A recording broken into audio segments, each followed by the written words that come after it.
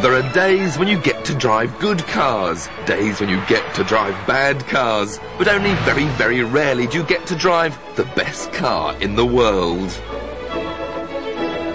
And for the last 5 years, nearly everyone has agreed that the Ferrari 355 has held that title. Perfectly proportioned. Not too large, not too small.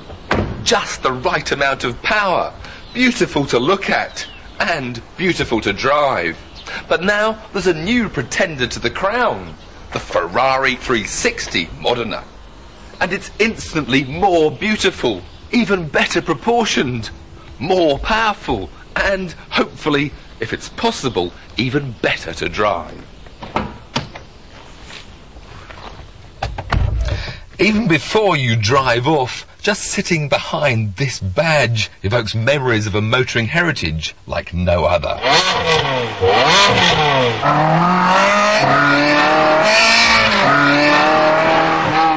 Prices start at just over £101,000. The top speed is 183 miles an hour and it will accelerate from 0 to 60 in 4.5 seconds.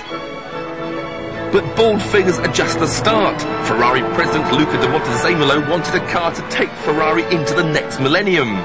It had to be lighter, faster, easier to use every day than the fantastic 355. And on top of all this, it had to give a heightened sense of driver involvement. This is the F1 version of the 360, with the second generation of Ferrari's 6-speed paddle gear change. But for me, I'm already rather missing that beautifully tactile gear lever with the fantastic slotted Ferrari gear change. All part of that emotive joy of driving a Ferrari. But having said that, this automatic up change is very effective, very smooth. Up with the paddle on the right, down with the paddles on the left. Very smart. There's Formula One style technology in the engine as well, with a fly-by-wire throttle and reduced internal friction helping to boost the power of the 3.6-litre V8 to a magical 400 bhp. The 360 is also 80 kilos lighter, with aluminium replacing steel wherever possible and extruded sections forming the bulk of the chassis. There are beautiful castings where the suspension is fitted, and that's aluminium as well, with double wishbones both front and rear. And all that hidden beauty is matched by stunning looks. For me, the true measure of whether or not I like the shape of a car is if I want to wash it, and my 360 would be forever spotless. Styled by Pininfarina, it's a stunning riot of curves that have been honed here in Ferrari's wind tunnel. Ferrari spent over 5,000 hours in the wind tunnel perfecting this glorious shape, creating all the airflow through to cool the engine.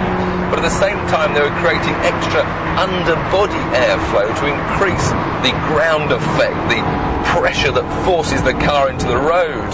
And in fact, they managed to quadruple the downforce that the 355 had. But still, it isn't actually that much. You won't feel it on these public roads. Because even at 180 miles an hour, the 360 has still only got 180 kilos of downforce. And on a car that weighs nearly 1,400 kilos, that's not a lot.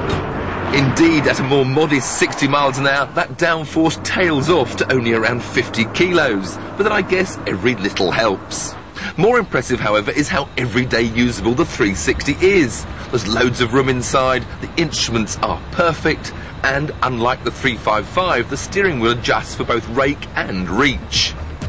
But does this practicality come at the expense of the performance that created the legend?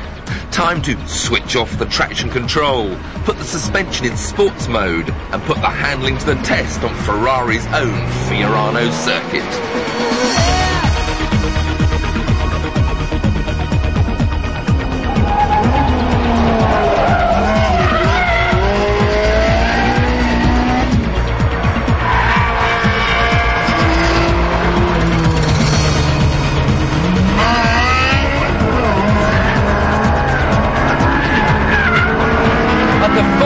The up changes are a bit jerky with this F1 box. It's something that I think you have to slightly lift off to. It's not a flat shift, but it's the down change that is so impressive. We're in third. Oh, a blip from paradise. Second, first. Every blip and down change perfect. So we can get that power on. And immediately this chassis on a racing circuit is just balanced to joy. The steering feeds everything back. And you just could not have a better handling car. And it's the combination of 400 horsepower and a really wide torque band that makes this car so drivable. You can pick the throttle up, the power is instantly there. Of course, when compared to a racing car, the 360 suspension, even in its sports mode, is still relatively soft. There's quite a bit of body roll, but that allows the car to be very easily controlled. You can slide it with so much confidence.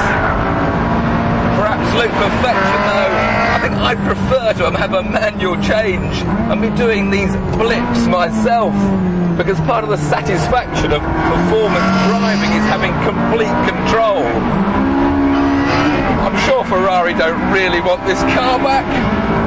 I mean, it's used now, and these tyres can't be worth anything.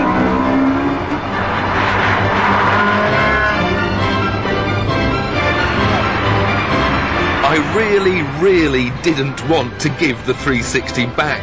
If I had £100,000 to spend on any car, there would be no choice. This is the new best car in the world. The king is dead. Long live the king.